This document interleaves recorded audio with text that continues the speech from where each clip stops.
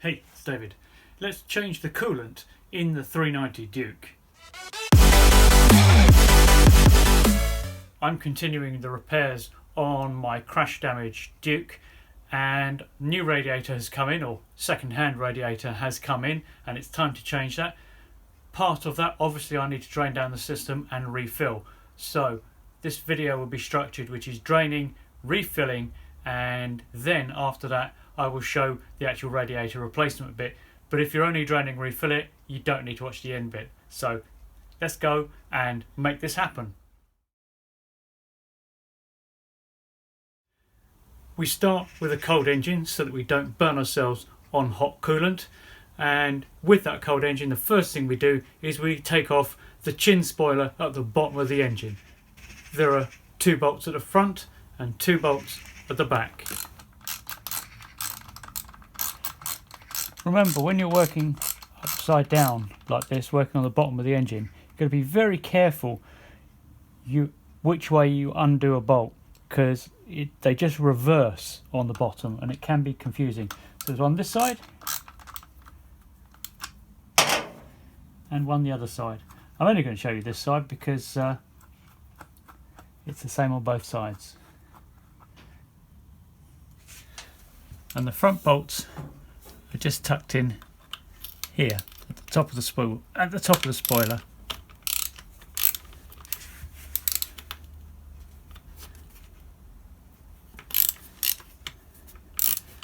Get nice and square on them, and you might need to clean them out because they'll probably be full of, the heads of the Allen bolt will probably be full of dirt that's been kicked straight back off this tyre from the road.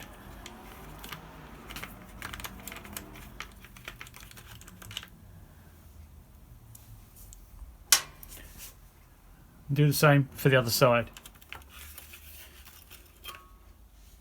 And with bolts removed, take the spoiler off and put it in a safe place. You'll need a suitable container to catch the coolant as it comes out. It comes out on the other side of the bike. If you follow the radiator hoses down, you'll see it comes to this joint here, and underneath here there's an 8mm bolt.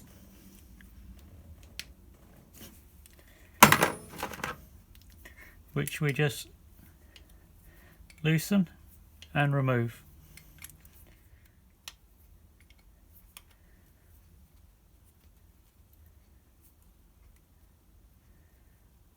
Now note, there is a copper washer on here. Don't lose it unless you're going to replace it.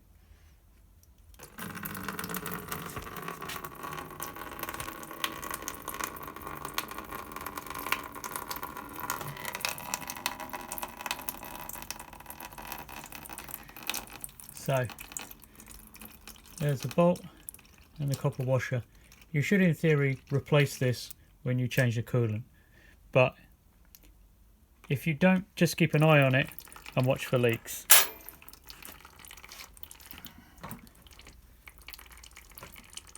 If you remove the radiator cap, you'll allow air into the system and allow the rest of the fluid out. Okay, that was a bit tight coming out, but it's now off. It's allowing the fluid out. And have the bike upright when you're draining the coolant to make sure it all comes out. And that's it for draining the coolant. Allow it to drip until it stops dripping. Once it has, then we refit the screw back into the bottom, and this is torqued up to 10 Newton meters, or nipped up if you don't have a torque wrench. But if you're going to be working on your bike, torque wrench is an expensive but necessary tool. Refilling the radiator with coolant and the cooling system with coolant, not just the radiator, is a fairly straightforward process. It can be a little bit messy, so be prepared to have something to mop up the coolant that you will get coming out as you're bleeding the system. So first things first, remove the radiator cap, and then we loosen off the bleed screw on the radiator. The radiator caps seem to be quite tight.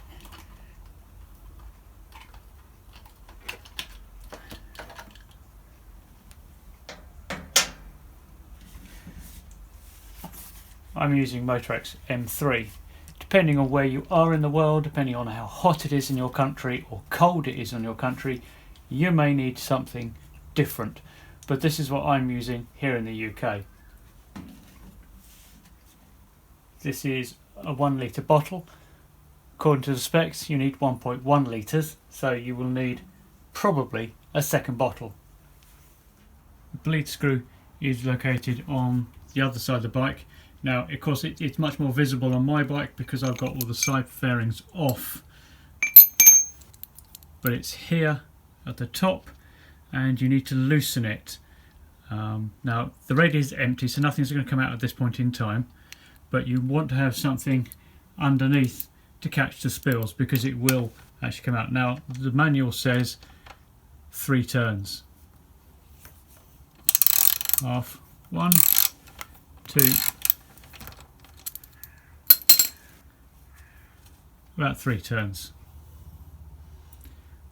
Now what we need to do is tilt the bike to the right slightly and pour fluid in until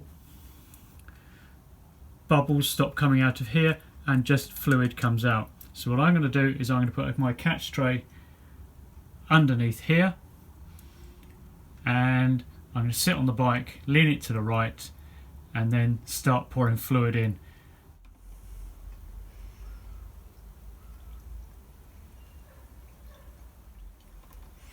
Now I can actually see down the side of the tank here behind the handlebars the bleed screw. The idea of having the bleed screw open is to allow the air out.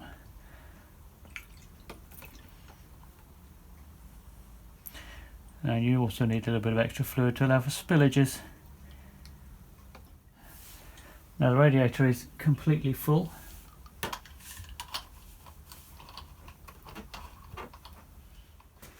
Now, I didn't get any fluid out that bleed screw before the radiator actually filled and overflowed from the rad cap. The radiator seems full, so I've put the radiator cap back on, I've tightened up the bleed screw, and what I've now got is I've had the bike running and warming up the engine. So I put it on the side stand, start it up, let it run, let it warm up, go around the bike with a cloth, clean off all the drips and dribbles of coolant and check for leaks anywhere in the system. Check the bleed screw in the bottom of the engine, at the bottom of the water pipe. Check that to see if it's leaking. And what I tend to do when I'm doing work like this is I will tend to leave that bottom skid plate, chin spoiler, whatever you want to call it, off the bike so that I can actually see whether or not that's leaking. After a week, if it's not leaking, I'll put the chin spoiler back on and job done. So bike's warming up, warm the engine up, let it cool down, and then we need to check the level in the actual overflow tank.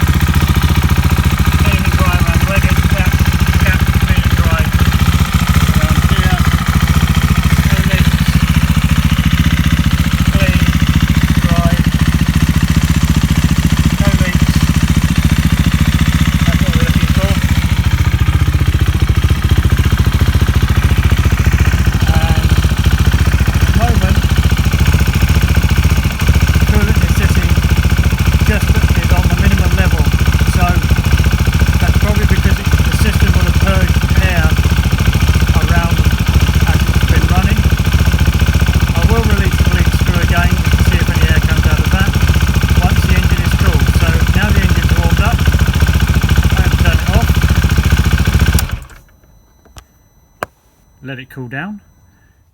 With the engine cooled down, we can now double check the fluid levels. Never ever check the fluid levels when the engine's hot, because the system will be pressurized. And if you're squirted with coolant, it will be hot and it could burn you. So always wait till the engine's cool before doing so. Two things we need to do now is take the radiator cap back off and make sure that the radiator is full. If that's full, then we move on. If it's not, we top it up, and then we check the expansion tank and fill that up to the upper marking.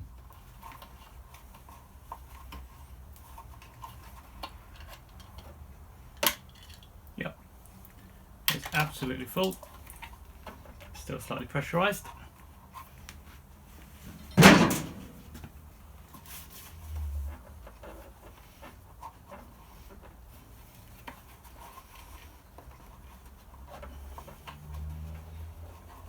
Okay.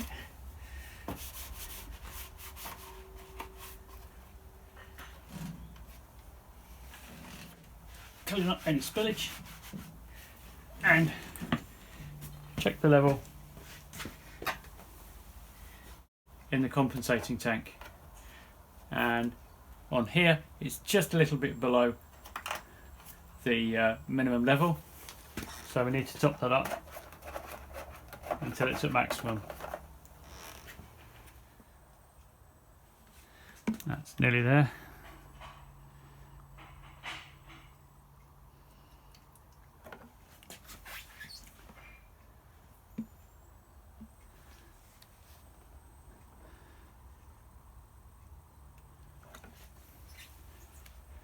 Okay, that's it.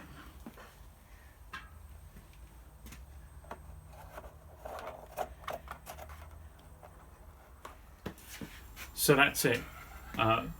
Redoing the coolant on the 390 Duke is a simple enough affair. It's drain, refill, and really there's not much more to it than that. A few safety things to bear in mind whilst you're doing it so you don't get burnt with hot coolant. Make sure that you don't over tighten the bolts and the screws, because they're very fine threads, very small screws, and you can easily damage them and need to replace them. And if you over tighten that bleed screw into the radiator, well, you're buying a new radiator or having to have the old one helicoiled out. So it's just money you don't need to spend. So be careful with the tightening of things. With this sort of thing, snug it up. If you find it's leaking, snug it up a little bit more. So just keep an eye on it and be careful how you're doing it. Otherwise, it's a simple enough job. Even the radiator replacement is a simple enough job, so it doesn't really require any advanced technical skills. It's well within the grasp of the average rider. In order to remove the radiator, you're going to have to remove the panels from the front of the bike, as you can see, because this is the crash side. They're already off, but you will need to at least remove the rad guard, because what you need to do is access all the bolts that hold the radiator on and the clips that hold the hoses in place. Now, there will be residual fluid in here, so make sure you keep your catch tray underneath to collect the fluid as it comes out. So on the rad guard, you've got an Allen bolt here, a nut here that also secures the radiator on, and you've got a couple of Allen bolts here. So these come off and the rad guard comes out. So with those two removed, with this nut loosened off, we just have the nut at the top and the washer, and the rad guard is off. So again, put that somewhere safe. Now what we need to do is to disconnect the hoses from the bottom of the radiator. So you've got one here, you've got one here, and there's one around the other side. Here, and once we've taken these bolts off, we can pop the new radiator, or take this one off and get the new one on. To remove the hose clamps, all you need is a pair of pliers or similar.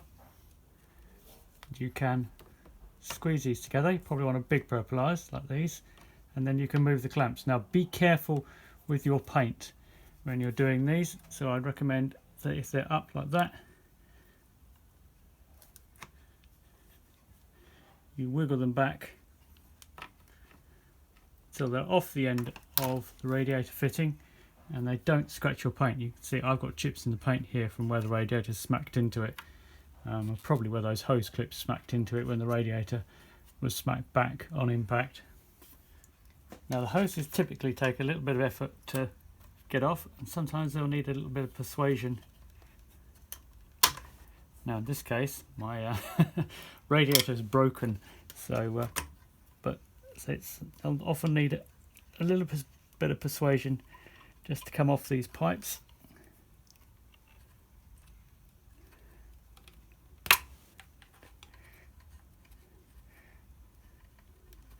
So make sure you don't slip off the pipe.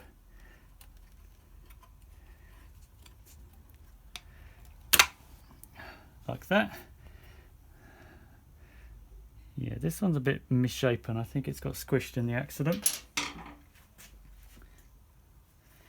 Now, if you've undone all the nuts and bolts, this will come loose, but your fan will still be connected. So what I'm going to do is I'm going to disconnect the fan in place. It's going to be a bit fiddly, but otherwise you've got to disconnect the fan from the plug. The fan, if you follow the wire up, plugs in under the tank just the other side of these tubes. It is possible to unplug it and pull it out as a complete unit, but it's quite fiddly, so I think it's easier just to take off the three bolts that mount it. One of them is here. They are all 10mm. So there's one either side at the top and one at the bottom. So I'm going to take the one on the other side out first and come back for these two. And be careful with them because they are actually have this, the bolt that they attach to is a loose fit inside this housing here. It's a push fit, and you have to slide it in and out when you take these off. So you will, if you're not careful, drop them, and it's going to be quite fiddly getting them back in.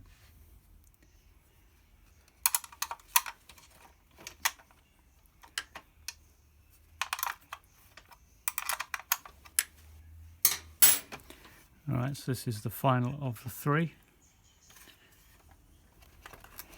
Alright, okay, I was letting it drag the weight of the radiator on this nut, so it was quite stiff, but now I've got the radiator supported, it's coming out okay, but I can hear those nut plates falling out. The radiator is now free. You can see there's a nut plate here which is loose, and one at the bottom which is also loose, and a third which has fallen in the fluid, which locks up in here, and they've got a little tab on them which stops them turning. So these top two are identical, and the bottom one just slots in like that, and it's just that tab stops them turning. So they're fairly straightforward, but we just need to make sure we get them in without a problem. But I can now put this away and allow the rest of the fluid to drain out of it and get that fluid off of my table. And we can now clean up and get ready for the install of the replacement radiator. Refitting, as they say, is the reverse of removal. So I have the replacement radiator. So now I want to remount the fan which is going to be a little bit tricky, but we'll manage with a bit of patience. But I think what we're going to try first is to actually get the thread started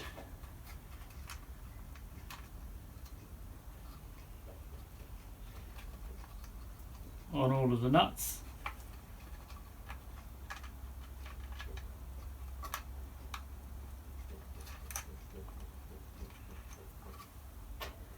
And then to slide the nut plates into place on the radiator and tighten up.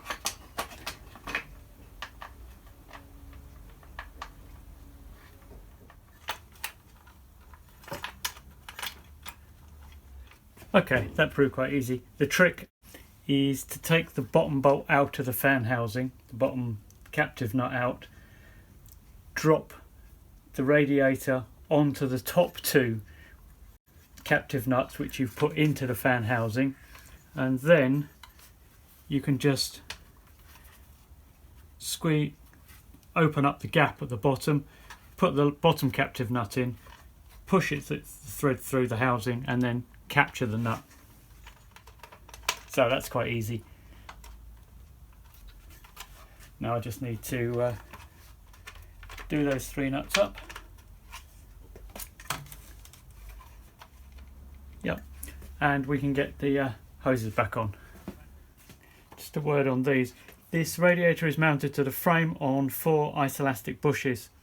Now an isolastic bush is, in this case, they come in different sorts, but in this case it's a block of rubber with 2 threads poking out either side. Now this one is bent. It's a victim of crash damage, but fortunately I have some new ones which are fitted to the radiator, so they go between the radiator mounts and the frame mounts, and they absorb the vibration which might otherwise damage this alloy radiator as it's connected to this steel frame. So what we need to do now is get the hoses back on and clamp back up.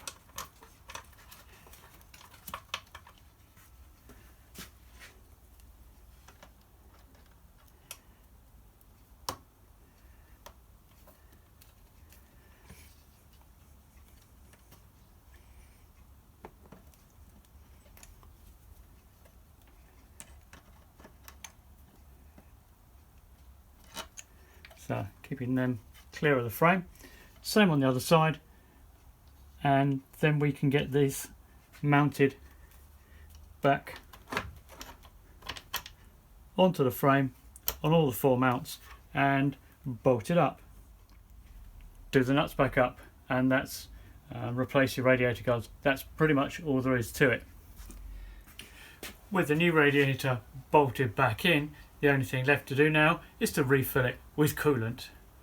So thanks very much for coming along with me on this journey into exploring the coolant system on the 390, and I will catch you guys again soon.